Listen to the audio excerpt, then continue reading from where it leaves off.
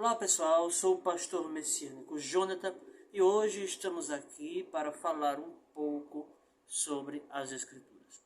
Hoje trataremos na porção Kitavó, que ela vem de Deuteronômio capítulo 26, versículo 1, Devarim, até o capítulo 29, versículo 9. A leitura da Haftará de hoje, nesse vídeo, encontra-se em Yeshayahu, Isaías, capítulo 60, versículos 1 ao 22. E a leitura da nova aliança que iremos tratar hoje é em Romanos, Epístola do apóstolo Paulo aos Romanos, no capítulo 11, versículo do 1 ao 15.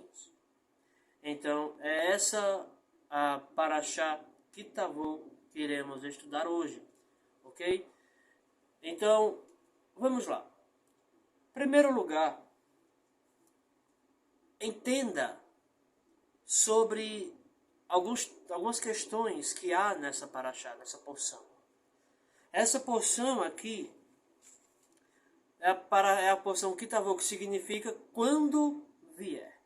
Então, dentro dessa porção, tem algumas leis que o nosso Criador dá ao povo de Israel com a intenção de os guiar nos costumes da terra, certo? Então, existia todo um estilo de vida que o Criador determinou para a terra de Jerusalém.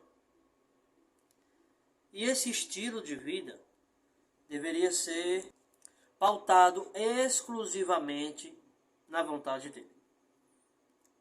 Então, uma vez que o povo saísse desse caminho, morando naquela terra, aconteceria que o Eterno iria lançar castigo sobre eles.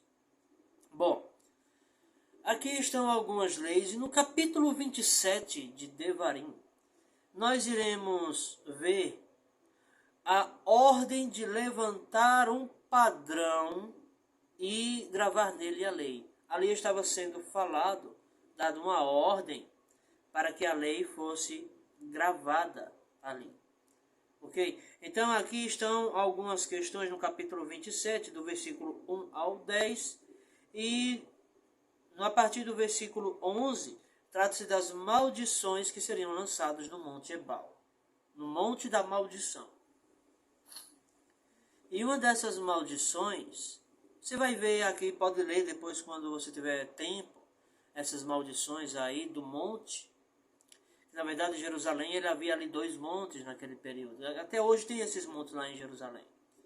Esses 2 montes é o Monte Sinai, o Monte Horeb e o Monte Ebal. Em um deles, no Monte Ebal, é o monte que seria recitado as maldições para o povo. Bom, no capítulo 28 de Devarim, nós vamos ver as bênçãos e as maldições para aqueles que decidem de livre e espontânea vontade obedecer aos mandamentos do Criador. Esses mandamentos, eles são exclusivamente as leis que Deus entregou a Moisés no Monte Sinai. Bom, com essas leis entregues, de acordo com o apóstolo Paulo, no capítulo 3, versículo 20, a lei de Moisés, ela tem por objetivo mostrar exclusivamente o pecado do ser humano. Ela não tem intenção de salvar ninguém. Ninguém é salvo por guardar a lei. Não. A intenção da lei não é condenar o pecado, não é mostrar a imundícia do homem, não é mostrar ao homem a sua inferioridade, não é condenar o homem, como pregam muitos aí fora. A importância da lei é uma só, na verdade 2.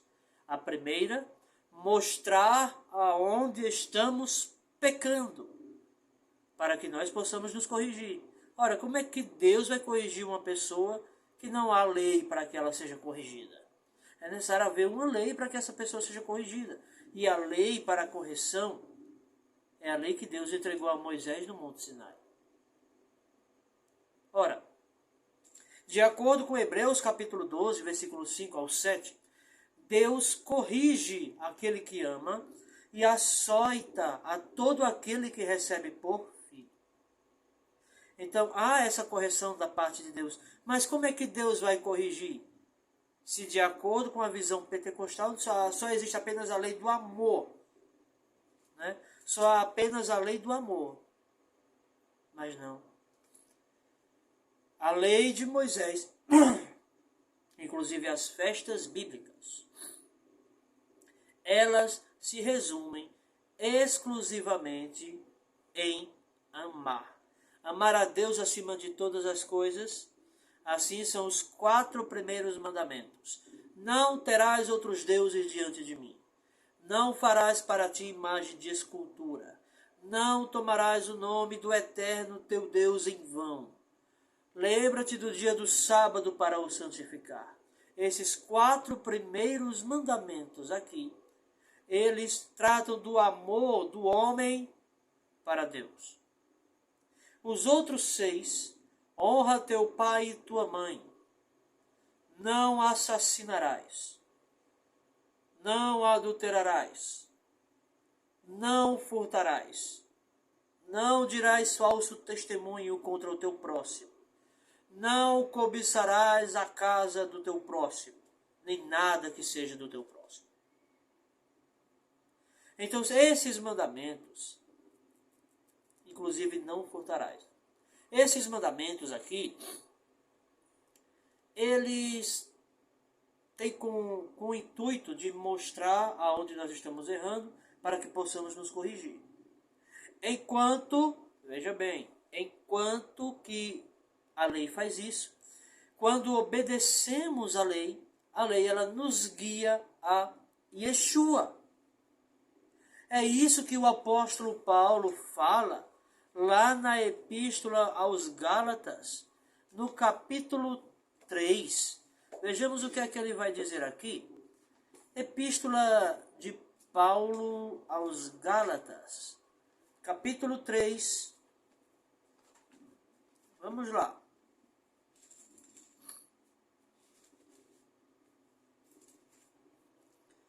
Versículo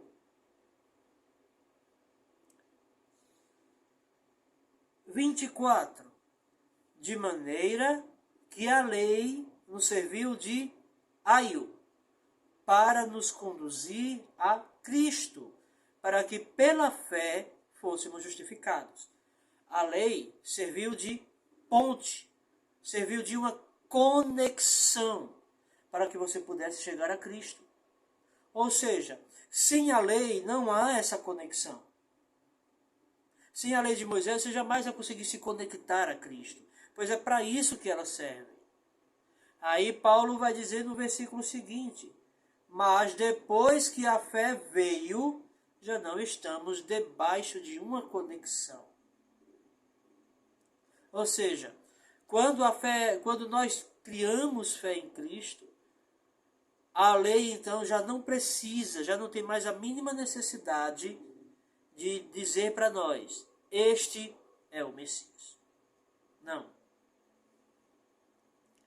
A lei não tem mais essa necessidade porque ela já nos mostrou. Ela já nos levou ao Messias. No capítulo 28 de Devarim, onde nós estamos no momento aqui, fala-se sobre as bênçãos e as maldições dos que obedecem e dos que desobedecem. Então aqui fala-se exclusivamente, não vou ler, pois a leitura ela é um pouco extensa nessa área aqui, mas você pode ler que as bênçãos são em menor quantidade do que as maldições. Isso mesmo. A lista das bênçãos são em menor quantidade do que as maldições. Então nós precisamos vigiar. Se quisermos viver em bênção, temos que andar de acordo com a vontade de Deus, de acordo com a lei que saiu do coração de Deus. Ora, se sai da sua boca, é aquilo que está dentro do seu coração, pois Cristo ensina. A boca fala do que o coração está cheio.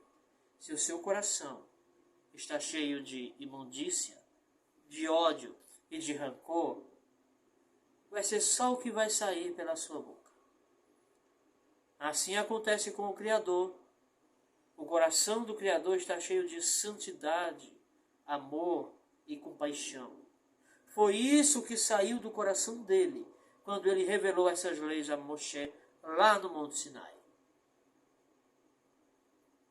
Bom, levando em conta que essas leis vieram do coração de Deus, automaticamente, essa é a vontade de Deus para todos os homens. Pois é isso que Salomão diz, escrevendo seu livro de Eclesiastes. O dever de todo homem é obedecer aos mandamentos do Senhor e temê-lo por toda a vida. Esse é o dever de todo ser humano. Todos. E não apenas uns e outros não. É todos. Certo? Então, para que essas maldições que estão descritas no livro de Devarim, capítulo 28, a partir do versículo 15, não venha sobre nós, devemos levar em conta que precisamos obedecer. Ah, pastor, mas essas leis passaram, quem disse a você? Quem foi que disse a você que essas leis passaram? Quem disse é um herege, mentiroso. Diz, pastor, agora o senhor pegou pesado. Peguei. Peguei porque eu tenho uma declaração dada do próprio Criador no livro de Salmos, de número 89, versículo 34, em que o próprio Criador, em uma declaração, em um decreto divino, ele diz: não quebrarei a minha aliança, não alterarei o que saiu dos meus lábios. O Eterno deu um decreto, ele não irá alterar suas leis. Ele decretou, as suas leis são essas e acabou. Essas leis são eternas. Essas leis são atemporais. Elas atravessam o tempo. Meus queridos, as pessoas não levam em conta que obedecer a Deus deve ser a nossa primazia.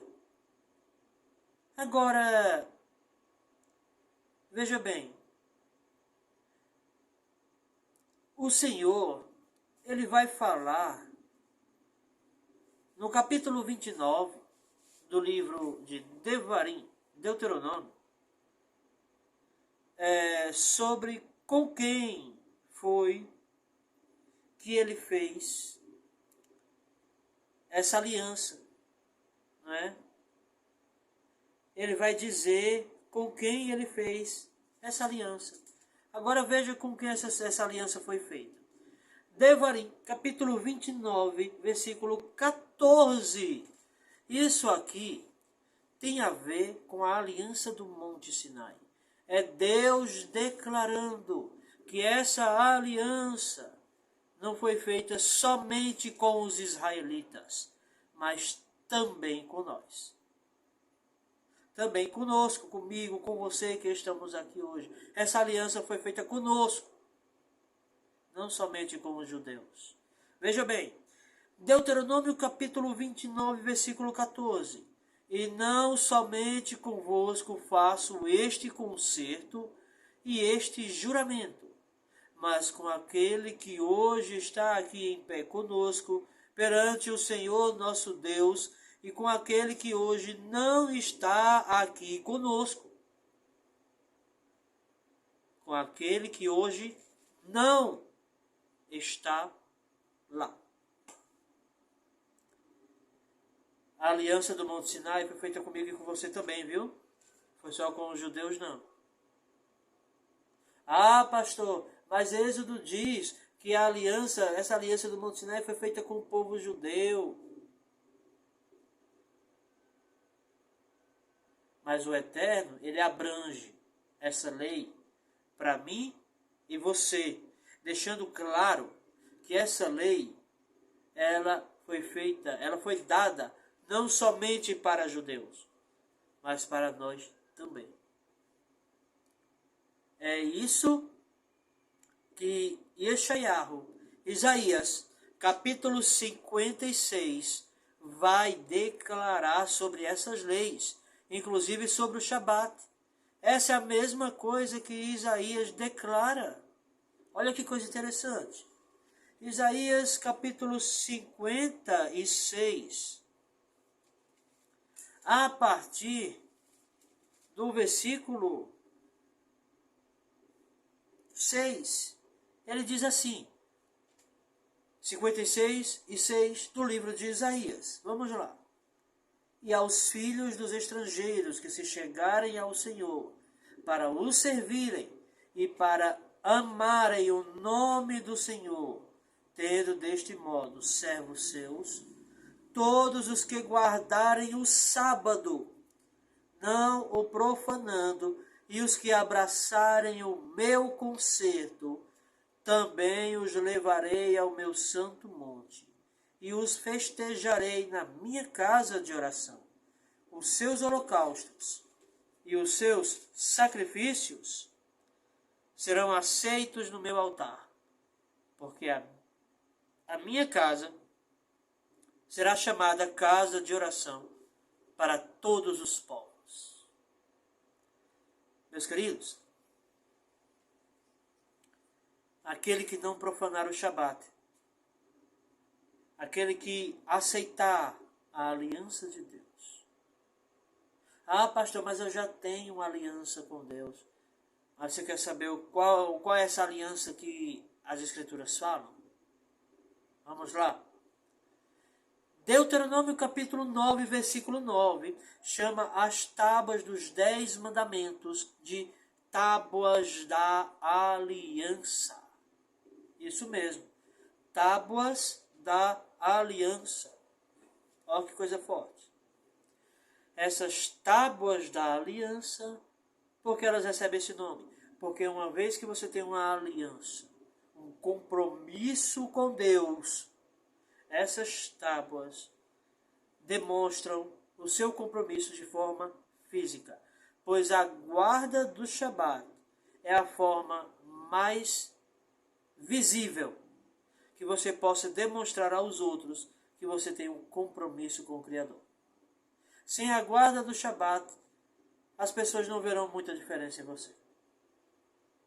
Então, a partir do momento que você diz, eu guardo o sábado, observo as coisas no sábado, eu guardo esse dia, pois é o dia do Senhor, as pessoas que estão ao seu redor, por não guardarem, verão que você é diferente.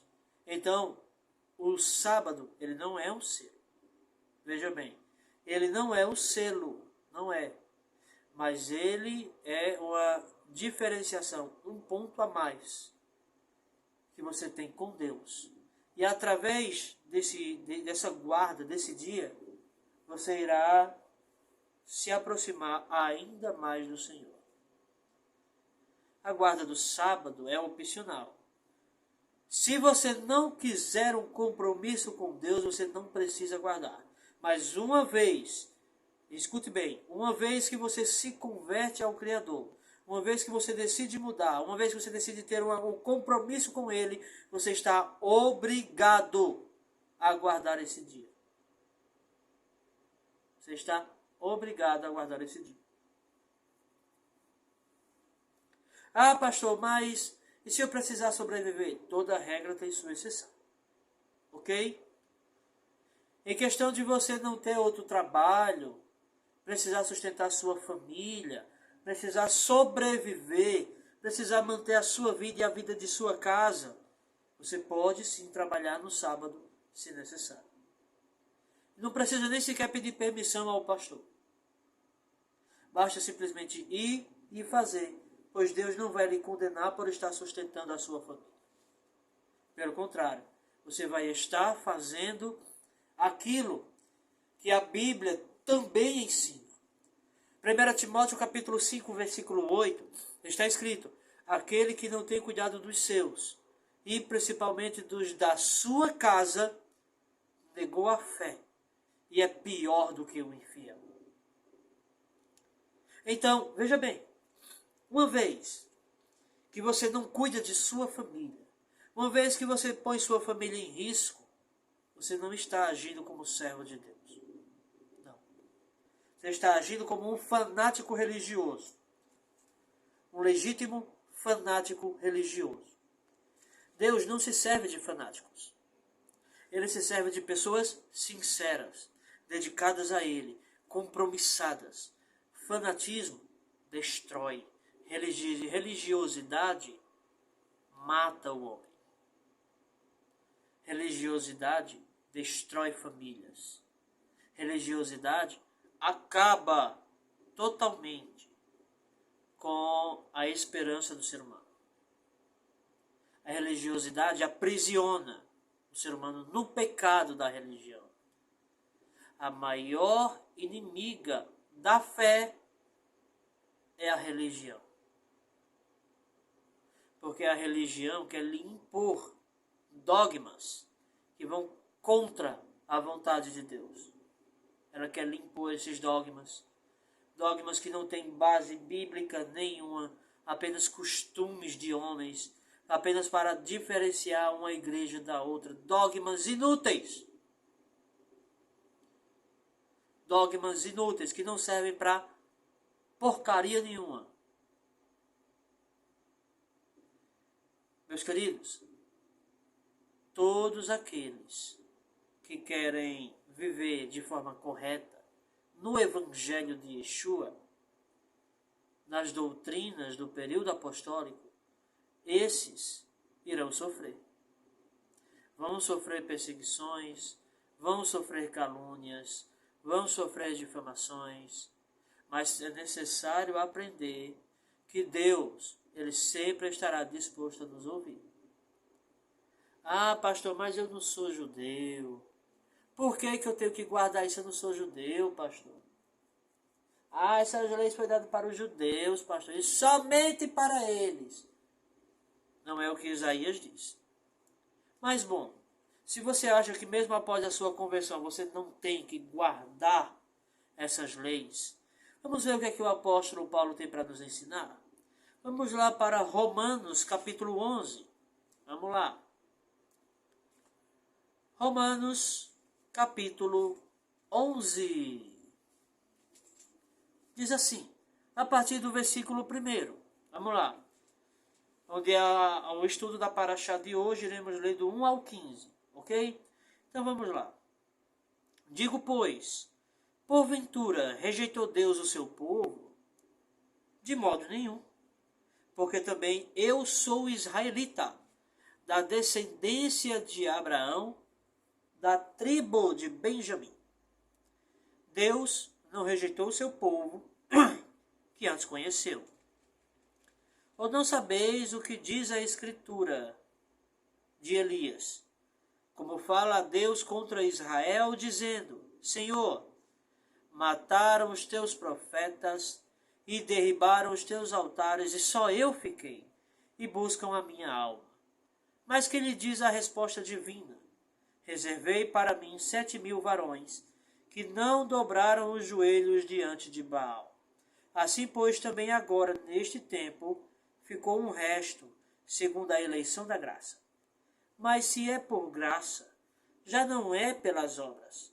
De outra maneira, a graça já não é graça, pois que o que Israel buscava não o alcançou, mas os eleitos o alcançaram, e os outros foram endurecidos.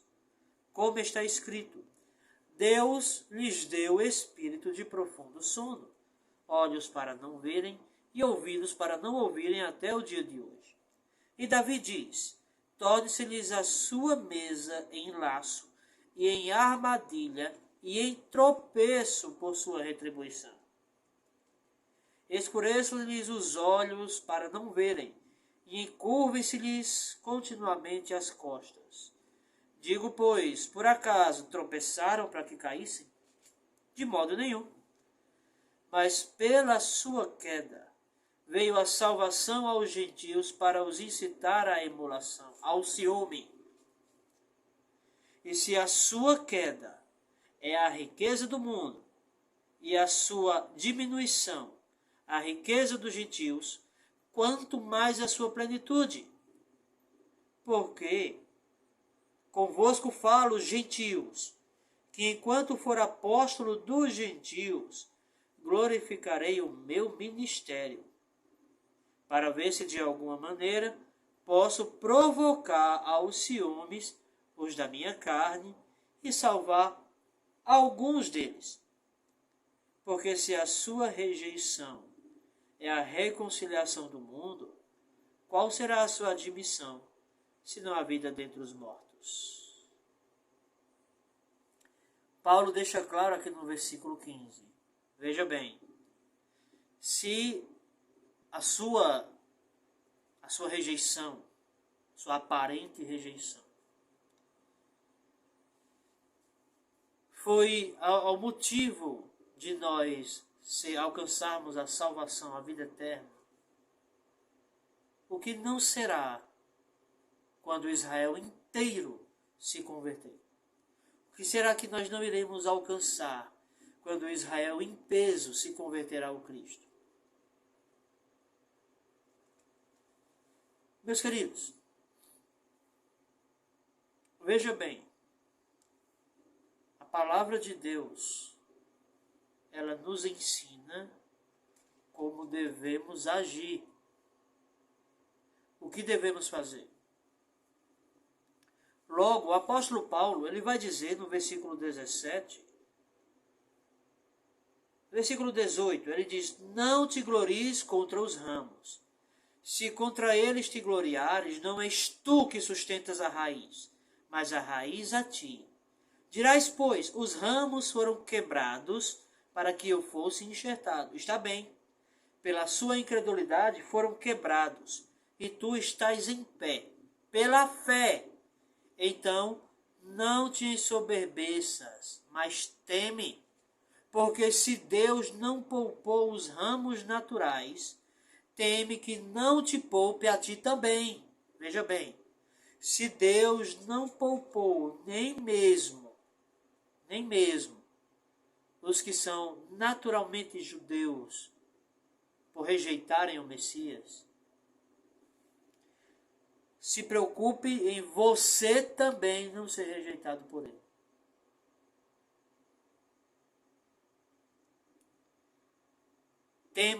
Tema isso, porque Deus é o único que pode te condenar. Ele é o único que tem esse poder. Compromisso com Deus, compromisso com a sua vontade, com a sua palavra, deve ser o nosso principal objetivo. Então, aqui está a porção Kitavó. Que Deus possa abençoar a vida de todos vocês. Fiquem com Deus, em nome do Senhor Yeshua. Deus abençoe.